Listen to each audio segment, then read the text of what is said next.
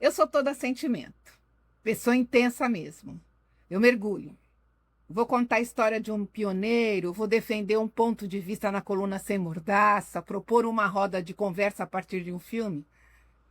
Eu mergulho, eu faço aquela imersão e pesquiso, pesquiso, pesquiso, pesquiso, até que minha alma se sente saciada, aí eu começo a escrever.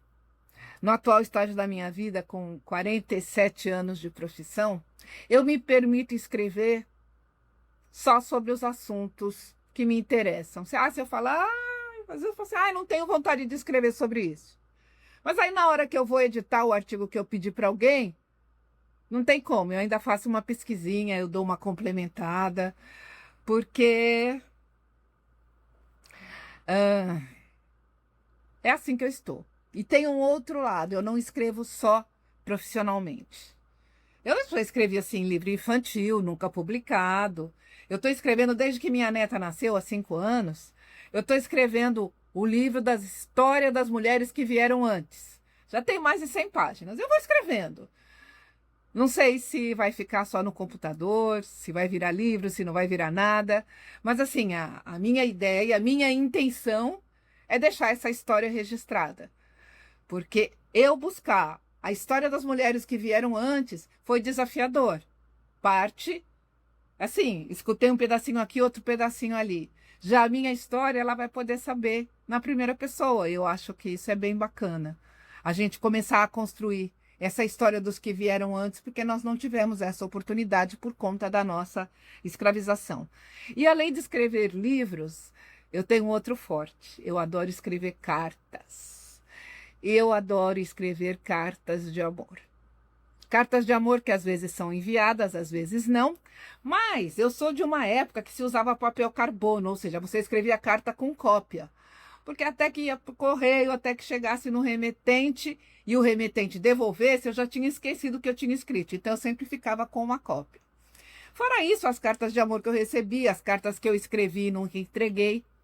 Há pouco tempo eu resolvi dar uma organizada na minha papelada e eu encontrei mais de 300 cartas. E aí eu cataloguei tudinho.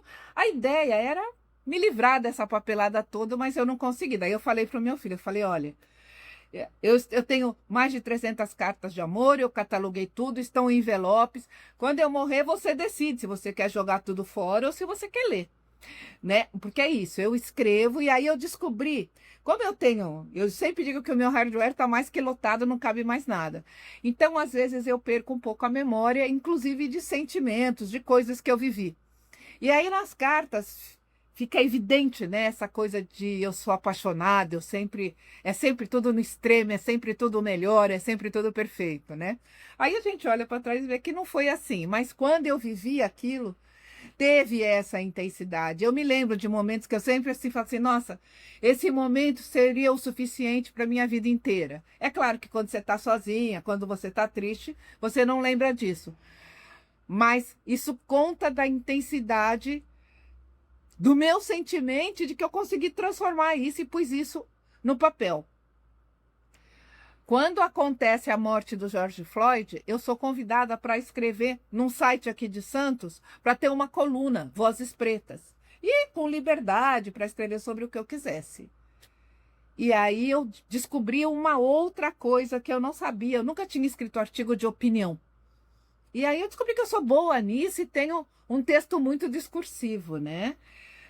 E eu consigo fazer a pessoa sentir aquilo que eu estou falando. Eu me lembro que quando eu escrevi o artigo A Falta do Ar e mandei para o meu filho ler, que era o primeiro artigo que eu ia publicar nesse site de Santos, mas que está no nosso site Primeiros Negros, e aí ele contou que quando ele acabou de ler, ele também ficou com a respiração em suspenso, porque era essa a ideia, né? Quando eu estou escrevendo, eu estou colocando o meu sentimento para fora, eu estou traduzindo o que eu sinto em palavras.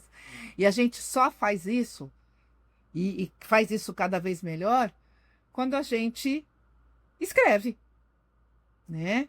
E sem contar que, para mim, escrever é terapêutico, né? Escrever tira o peso das coisas, me ajuda a compreender o momento, me ajuda a colocar no papel aquilo que eu não estou entendendo, e aí, de repente, você olha e fala assim, nossa, quando você vai reler, fala, nossa, né? Eu sempre brinco, às vezes, quando eu vejo um texto meu muito bom, eu digo, eu sou mensageira. Eu fui inspirada porque eu não lembro como eu concebi essa ideia. Mas é porque aí eu parto, volto lá para aquele comecinho que eu falo do princípio da coexistência, da cosmopercepção. A gente nunca está sozinho. Então a gente sempre tem inspiração. Basta a gente silenciar e ouvir. Que a ancestralidade sempre cochicha no nosso ouvido, sempre dá um jeito de nos comunicar qual o caminho que a gente pode seguir.